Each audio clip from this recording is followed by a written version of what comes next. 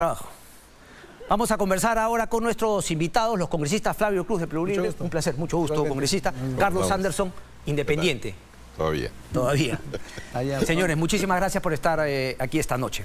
A ver, congresista Cruz, lo primero, si es que, digamos, hecha ya la elección planteada como candidato por Perú Libre el señor José Gutiérrez, si es que ustedes, digamos, lo reconocen como un miembro cercano del partido, ex abogado de Vladimir Cerrón, digamos, ¿cómo lidiar con ese tema? Que muchos dicen, fue el candidato de Perú Libre, ahora que José Gutiérrez ha sido elegido defensor. Claro, buenas noches antes al país también. Sí, fue el candidato de Perú Libre, luego fue el candidato en proceso de la comisión que estuvo encargado de esta elección, luego fue el candidato institucional en el Congreso y finalmente ahora es el defensor del pueblo. Por lo tanto, el defensor de los 33 millones de peruanos, y ha deslindado totalmente de la propuesta primigenia de Perú Libre, digamos, ¿no? Así que el deseo de éxitos al doctor José Gutiérrez y que todos los peruanos ojalá se sientan representados, defendidos por un auténtico Pero defensor. usted siente que, digamos, ¿usted cree que hoy por hoy hay un divorcio entre lo que la prensa, los medios de comunicación han criticado respecto de los palmarés, el historial de José Gutiérrez para ser defensor y lo que los 33 millones de peruanos creen? ¿Cree que usted, la mayoría de peruanos, está contento con ese nombramiento? No necesariamente, de hecho, que hay, ¿no?, puntos de vista distintos, pero él ha sido elegido, ¿no?, por un proceso riguroso. Además, la comisión era multipartidaria. Nosotros ahí tenemos apenas un representante en la comisión, ¿no? Y que viendo su perfil, las críticas son naturales, ¿no? Él ha sido elegido, por ejemplo, regidor en su pueblo, elección popular. Consejero regional, elección popular. Y ahora también congresista de la República, elección popular, 3 veces.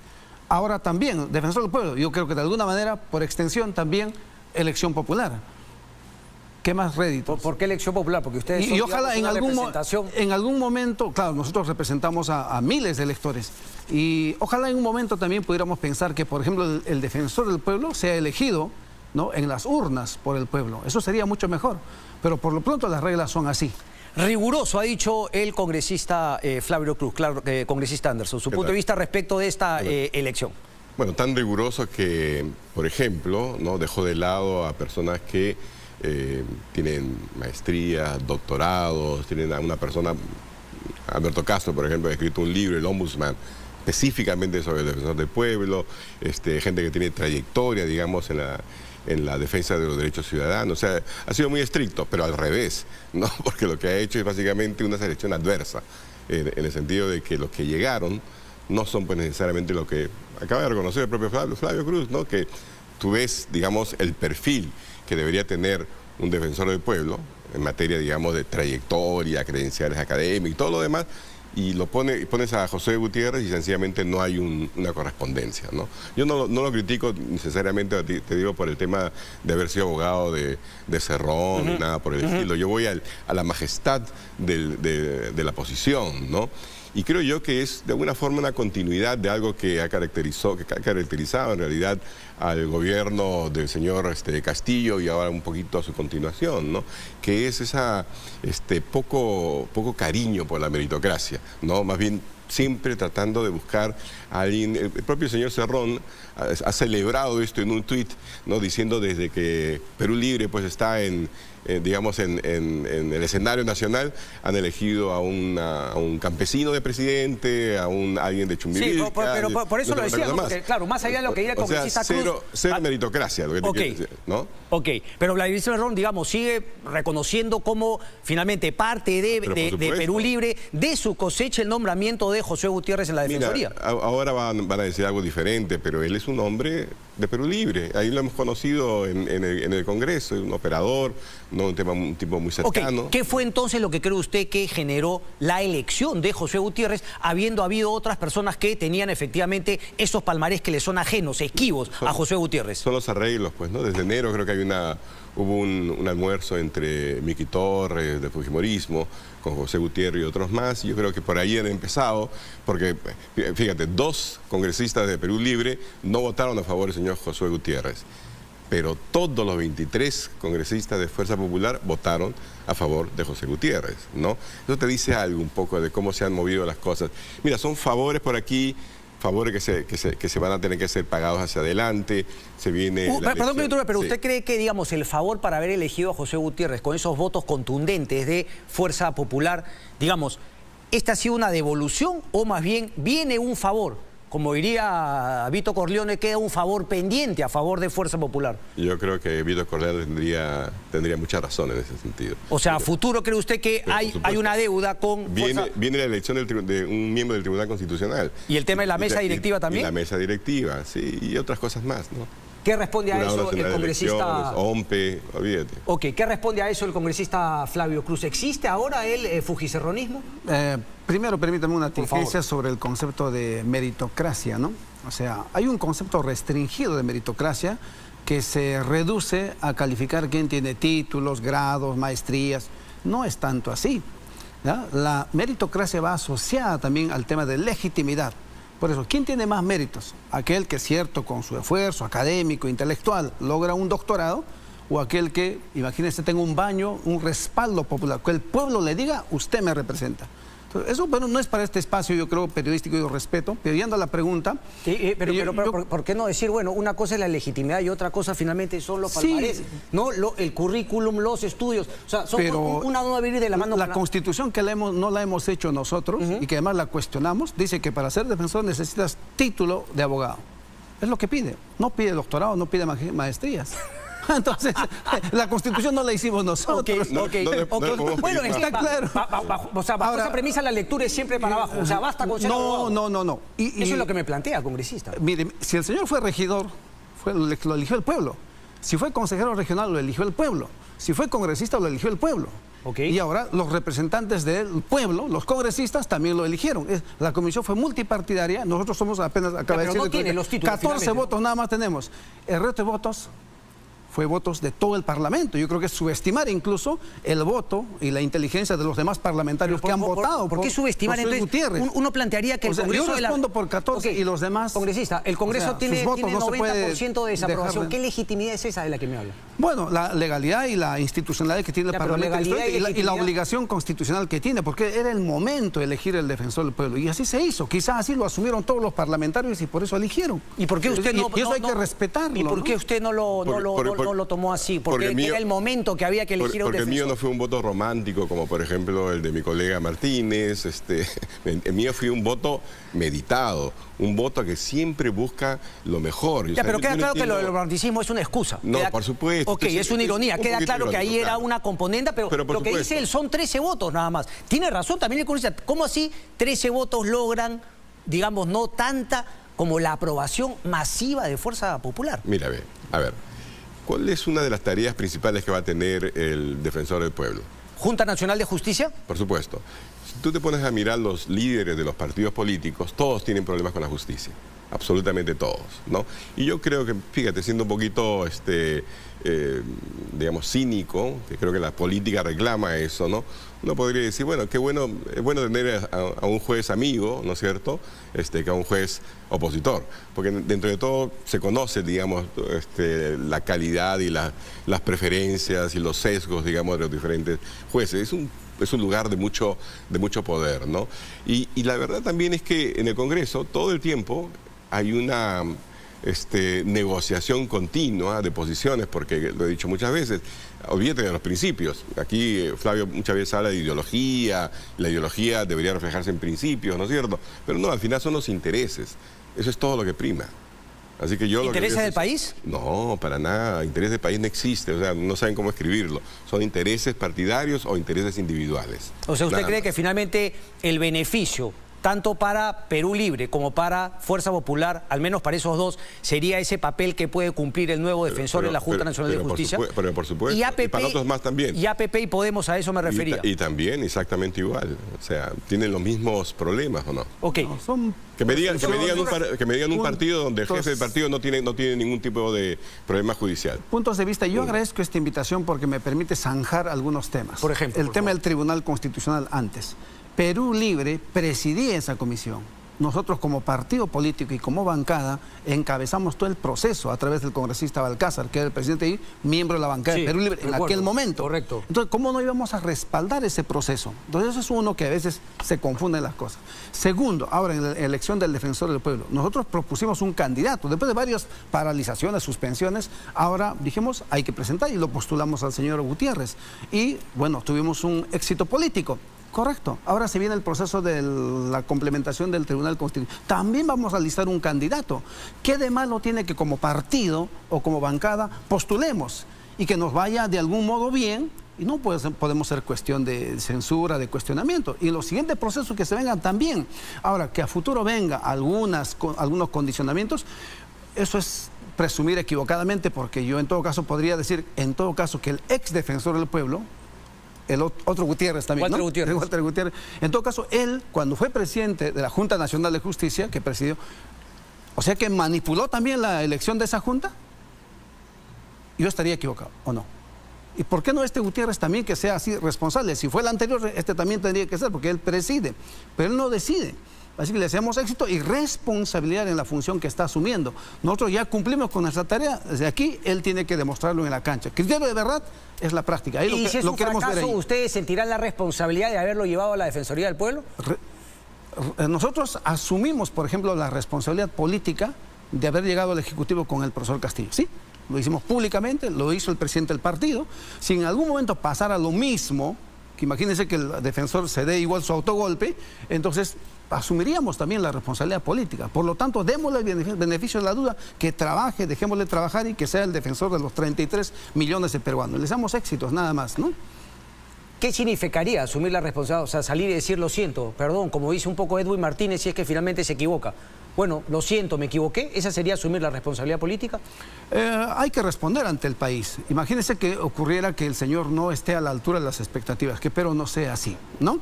Ahora sufre una suerte de arremetida por temas que a mí no me gustan ingresar, al tema de discriminación. ¿Cuál es la discriminación? Ahí yo no entro, ¿no? ¿Cuál es la discriminación? Yo creo que hay una movilización en el Perú antes incluso de la elección de Pedro Castillo. Pedro Castillo ya es una consecuencia. ¿Pero qué, por ser provinciano? No. Yo creo que sí en el Perú. Hay una estigmatización al provinciano. Lo hay, no podemos negar. Yo no tengo ese prejuicio, pero sí existe, ¿no? Entonces, ahora, eso es más fuerte cada día.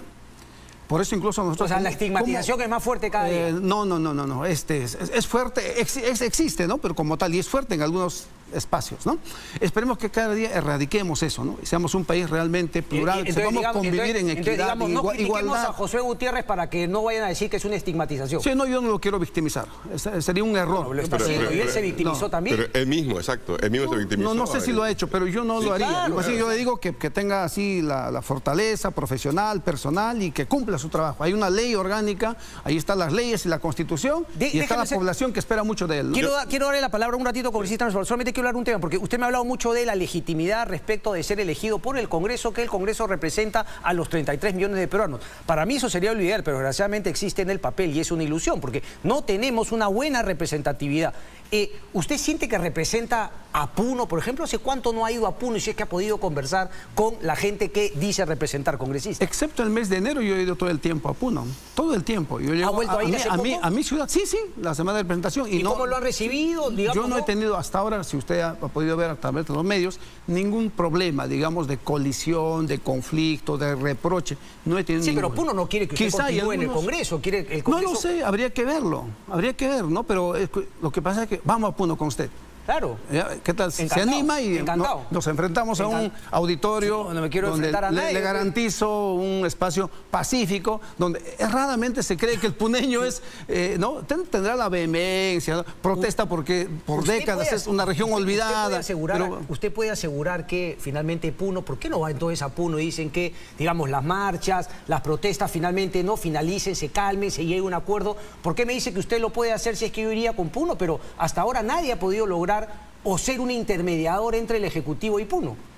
Sí, nadie ha logrado, por lo menos el Ejecutivo no ha logrado. No, y usted tampoco, congresista. No, yo no paro de trabajar, porque tengo una agenda intensa para mi región. Sí, pero por eso ¿no? decía, a nivel son tres trabajos, de lo que me pues, corresponde legislación, representación. Obviamente. Pero ¿no? en representación yo me refería. Sí. Pero bueno, es que llama la atención que hable, no digamos, con esa seguridad respecto de representar a parte de peruanos. Sí que la situación en Puno está complicada y finalmente nadie en Puno quiera escuchar y hablar con sus representantes. ¿Usted quería mencionar algo, congresista? Sí, no, la verdad es que mira, en el Congreso tenemos una burbuja, ¿no? O sea, realmente se ha construido, ahí sí que pareciera como que somos efectivamente representantes de 33 millones de peruanos y cosas por el estilo, pero tenemos una crisis de representación muy profunda. ¿Cómo se corrige eso y qué podría hacer el Congreso? Porque uno se preguntaría, sí, hay formas. O sea, convenios para llegar a elegir al defensor del pueblo, Josué Gutiérrez, pero para otras cosas fundamentales no se ponen de acuerdo. Exacto. No, mira, lo primero que tenemos que cambiar es la naturaleza de nuestra democracia. Yo creo una democracia representativa, pero una democracia representativa que debería ser complementada con métodos deliberativos. Por ejemplo, ¿quién discute realmente sobre política económica y social en el Congreso? Ahí me toca ir. Nunca lo puedes hacer, de verdad no puedes, porque todo se enmarca en un ámbito, digamos, populista total, donde cada congresista dice, hoy día es un día histórico porque van a ver mi proyecto, y el que se atreve a votar, no lo dicen así, pero más o menos, el que se atreve a votar en contra, está votando en contra del pueblo. No importa que esa ley o esté mal hecha, o sea inconstitucional, o vaya en contra realmente de los intereses del pueblo que dicen representar, no importa, porque esos ámbitos de discusión no existen. Entonces, una democracia que no discute, que no delibera antes de tener legislación de esa manera, es una democracia débil. Necesitamos hacerla más participativa. Yo sí soy, por ejemplo, a favor de los referéndums, pero no de los referéndums, pues, tipo, apañamos una asamblea constitucional. Distritos más pequeños, renovación por tercios. Por supuesto que sí, yo creo en la reelección, aunque yo jamás voy a pero hay un proyecto de Adriana Tudela y finalmente no sé si ha avanzado, no sé cuál es la posición de Perú Libre. No lo sé, pero yo lo apoyo totalmente, lo conozco. ¿Usted conoce el proyecto de Adriana Tudela? Sí, no, por el momento no creo que sea propicio incorporar el tema de bicameralidad, reelección, temas que el pueblo ya decidió sobre eso y no es el momento. Para nosotros esos temas deben discutirse en una próxima asamblea constituyente. Nosotros la tenemos clara en ese sentido más bien. ¿Usted está a favor de disolver el Congreso?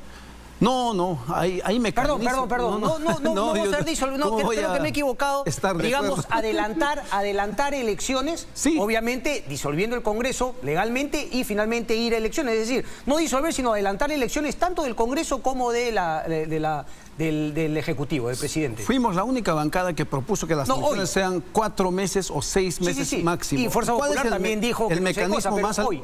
En línea con lo que la población está pensando. La renuncia del señor Boluarte, eso implica que el señor presidente del Congreso asuma, convoca elecciones 6 meses y punto. Y nos vamos todos. Esa es la solución. ¿Ustedes están a favor de eso hoy por hoy? Sí. Nosotros la sostenemos, estamos de acuerdo. Esa fue la tercera derivada, ¿no? Porque la primera fue, no, vamos adelanto de elecciones, pero hacemos la Asamblea Constituyente. Solamente al final, cuando ya había... Sí, pero al final, cuando ya nadie, cuando quedaba claro que nadie iba por el adelanto de elecciones. A eso me refiero. En ese momento recién dice, no, ahora sí que no. No, en todo caso, permítame agregar. Sí, pues en todo caso, obvié, ¿no? Claro que sí. O sea, el tema de la consulta a la población para ver si está de acuerdo o no con una asamblea constituyente, en eso nos sostenemos, nos mantenemos. O sea, usted estaría a favor de la renuncia de Dina Boluarte siempre y cuando venga con una asamblea constituyente. Y va a ser así en un momento dado. Pero si no va a la asamblea constituyente, nos quedamos hasta el 2026. Pero vamos a seguir sosteniendo eso porque si no sería abandonar en la moral del pueblo, que una cosa de 37% que dice que está de acuerdo con la asamblea constituyente. Pues entonces debería... Y nosotros representamos a ellos. Perdón, entonces sería bueno, Flavio, que empezaran ustedes su campaña para difundir y explicar qué entienden por Asamblea Constituyente, ¿no? Qué tipo de cosas quieren reformar de la Constitución, qué imagen de Perú quieren construir después de lograda esa Asamblea Constituyente, porque hoy en día nadie lo sabe. Esas ideas que han soltado, por ejemplo, acerca de que haya representantes de sindicatos y representantes de comunidades y representantes de esto, y además también votación. O sea, una misma persona puede ir como representante de la comunidad afroperuana, como representante del sindicalismo. ¿Me entiendes? O sea, nada de eso está absolutamente claro. ¿Cómo se va a relacionar el poder constituido con el poder constituyente? Si van a apuntar realmente como en otros países de la región a cambiar el modelo económico, hacia qué, a qué cosas aspiran. tienen tiempo ahora para empezar a explicar todo Lo estamos eso. haciendo quizá en espacios mucho más reducidos. No tenemos medios como este, ¿no? Para que nos permitan llegar a todo el país. Estamos haciendo un trabajo de partido y el presidente del partido está trabajando en ese sentido. Ha empezado en Lima Metropolitana, ya tenemos 26 distritos debidamente organizados. Estamos yendo ahora a trabajar regiones, provincias. Yo me refería a discutir las ideas. Se viene, sí, tenemos escuelas políticas todos los sábados en el partido. Estamos trabajando. Y está ahí, por lo menos el presidente del partido. ¿Solamente van a votar por el partido entonces o va a votar? No, es que tenemos que empoderar primero por nuestras bases. El partido es abierto, ¿no? Para que todo el mundo pueda afiliarse. Pero en conclusión, no lo tienen claro todavía. Si es que no viene incluido con el tema de la Asamblea Constituyente, ustedes no se van antes del 2026. No, si en un momento dado, yo soy apenas uno acá, ¿no? Por supuesto que soy el vocero de mi bancada, siempre debatimos, discutimos. No tenemos un tema de unanimidad, lo digo ante el país también, ¿no? Hay una mayoría que estamos de acuerdo en esa postura, hay alguna minoría que piensa diferente, por ejemplo. Digamos, ¿se queda tranquilo quedándose hasta el 2026? ¿Cree que le hace un bien al país? Nosotros, déjeme hablar como puneño. Como puneño reclamamos justicia política por los muertos que hemos tenido. Y la única forma de resarcir eso y darle tranquilidad a mi pueblo es que la señora Boluarte renuncie. O por lo menos el señor Otárola se vaya. O los ministros de Defensa Interior que estuvieron involucrados en el tema debieron irse en su momento. De lo contrario, mi región está firme pero protesta y yo creo que es injusto que no se haga nada por eso. Le estoy tratando de preguntar más allá del tema de Dina Boluarte. Hablo justamente de la situación política de poca legitimidad que incluye a ustedes, congresistas, y también al Ejecutivo.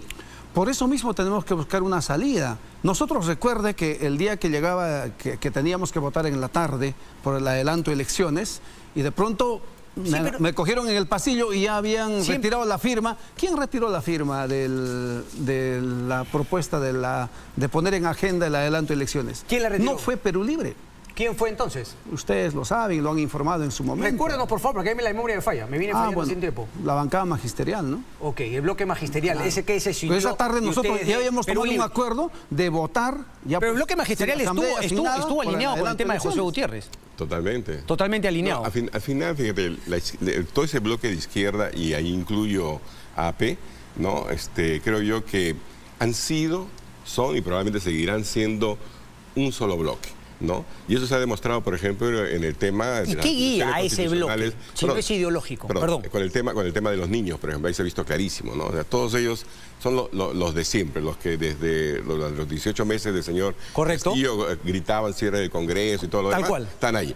Yo creo que simplemente, en parte debe ser un poco la amistad que uno a veces genera cuando hace las cosas medias turbias, ¿no? O sea, esa amistad, pues, en la que será mejor que tú me ayudes porque si no, también caes tú. Yo creo que hay muchos niños, muchísimos niños en el Congreso de la República, y que todos ellos de alguna forma se ayudan, ¿no? Porque la verdad es que ver el comportamiento de mis colegas ese día, ¿no? Era como que estuvieran defendiendo, pues, qué sé yo, a Grau, a Bolognesi, gritando, vociferando, no lean, no hagan esto. Era una cosa, ya me había olvidado ya de ese tipo de espectáculo. ¿Cree que fue el toma y daca también de la primera apoyo a la votación del Defensor del Pueblo que Perú... Creo que son capaces realmente de separar las cosas, ¿no? O sea, lo del Defensor del Pueblo es un arreglo. Ese fue un arreglo que después tendrá una cobranza, exacto. Y aquí era simplemente un tema de espíritu de cuerpo. Entre ellos, por supuesto. Entre ese lado de la emisión. Sí, porque usted votó justamente, digamos, ¿no? Para que sí proceda finalmente la investigación. El congresista Flavio Cruz busqué su votación y súbitamente usted no estaba en la votación. No, lo que pasa es que yo soy miembro de la comisión permanente y los miembros de la comisión permanente no votamos. Ok. Sí. Pero si esto debe merecer una explicación, no se lo puedo hacer, porque que se defiendan los niños por sí mismos, ¿no? Sí, pero que se defiendan ¿dónde? ¿Ante la Fiscalía? ¿Usted qué hubiese votado? ¿Cómo votó? En todo caso, ¿en la Comisión Permanente también se dio la votación? Sí, claro. Lo que pasa es que en los fueros de la Comisión de Ética, de la Subcomisión de Acusaciones, de la Comisión Permanente, la denunciante de estos casos, la señora Carolín López, nunca se presentó. Nunca se ratificó en la denuncia. Nunca ofreció más testimonio, nunca corroboró, nunca le pudimos hacer preguntas. Nunca le pudimos hacer preguntas. La que denuncia la Fiscalía. Por eso, pero el trasfondo, ¿cuál es? ¿De dónde viene todo? Pero es en la Fiscalía la que habrá hecho justamente la evaluación. Por eso yo no quiero abordar eso más. Jamás pudimos conocerle en persona y decirle, no de defenderlos. No de defenderlos, sino que no proceda, que no se les levante. Soy abogado y yo entiendo el derecho.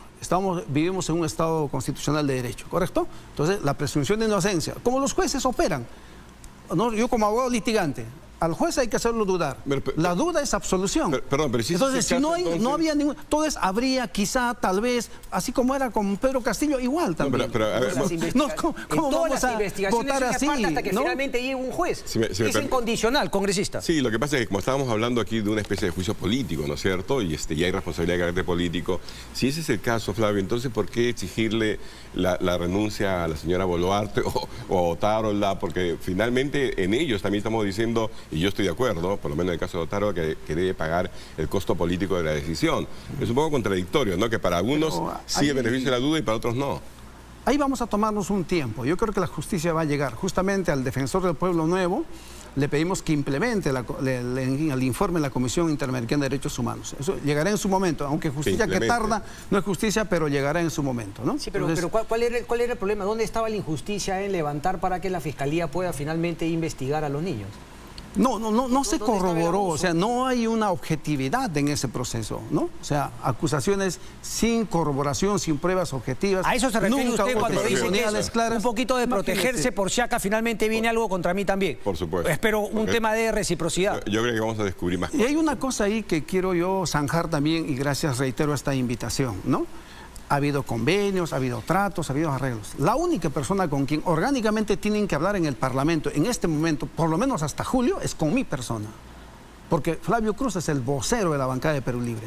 Y ningún vocero en este momento podría desmentirme y decir, yo hablé contigo, yo traté contigo, ¿no? Acordamos esto. ¿A qué se refiere, perdón? Porque se habla mucho de acuerdos, de que... Usted me preguntó que el fujisterronismo, que tanta cosa. No, pues por eso estoy acá, para esclarecer. Yo no fui a hablar con ningún vocero. Y nadie vino donde nosotros ¿Y Vladimir Cerrón habló Otra cosa es que el candidato haya hecho su trabajo. Yo le he preguntado por Vladimir Cerrón. Queda claro que el candidato ha hecho su trabajo y ahí está la fotografía. Cuando elegimos como candidato al señor Gutiérrez, nosotros le informamos al presidente, eso es verdad también, del partido. Pero no es que la propuesta haya venido de Vladimir Cerrón. Es de los parlamentarios que deliberamos y decidimos por él. Porque había pasado por varias etapas de suspensión. Nosotros no teníamos otro candidato. Después no presentamos. Después en esta fue como la tercera vez, creo. O sea, tantas suspensiones que hubo, ¿no? Y nos animamos a presentar. Lo cual es legítimo, ¿no?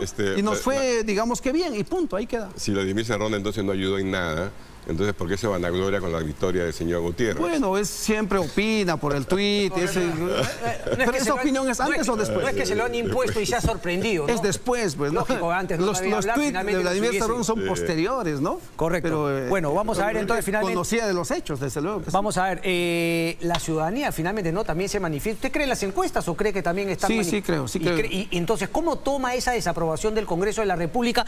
Aquí el congresista, claro, se para y dice, bueno, yo voté a esta línea y claro, yo no puedo hacer más, pero la votación mayoritariamente a favor de defender a los niños, a favor del señor Josué Gutiérrez, etcétera, ha venido, por ejemplo, por parte de su partido. Entonces, ¿cómo toma esa desaprobación? ¿Cree que la gente está loca, que no entiende lo que hacen en el Congreso? No, nosotros que tanto hablamos de pueblo y a mucha gente no le gusta que hablemos, si el pueblo te dice eso, pues bien. Sí, pues, es una lección para nosotros, es un reproche. ¿Y usted cree que, por ejemplo, haber protegido a los niños y haber elegido a José Gutiérrez de esa manera, digamos, usted, claro, porque qué fácil es asumir, pero bueno, me sigo zurrando en lo que el pueblo... No, nunca. Entonces, ¿usted cree que el pueblo está a favor de la defensa de los niños? El pueblo está por encima de nosotros.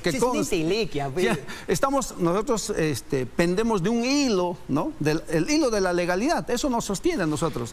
Por eso, en cualquier momento nos vamos a ir, ¿no? El tipo de votación que ha habido es justamente lo que hace que la brecha entre los representados y los representantes sea gigante, cada vez más, porque es verdad, no les importa. Seamos francos, ¿usted cree que el fujimorismo o a Perú Libre, yo por lo menos pienso, le importa lo que dice la gente? No le importa. Con todo respeto le voy a rechazar. También, de acuerdo, perfecto, es mi opinión. Espero que no sea como en el Congreso que trataron de corregirme porque di una opinión, porque yo dije que el voto era vergonzoso. Era vergonzoso, es vergonzoso desde mi perspectiva, pero bueno. Así que... No fue mi caso. No, yo sé que no. Correcto. Congresista Cruz, congresista Anderson, muchísimas gracias. No, queda claro, hasta que si se llevan bien, me parece muy bien, esa es parte de la política, pero justamente son los acuerdos que determinan con una elección como el defensor del pueblo y la defensa a los niños es lo que preocupa. Sobre la mesa. Una breve pausa y regresamos, no se muevan.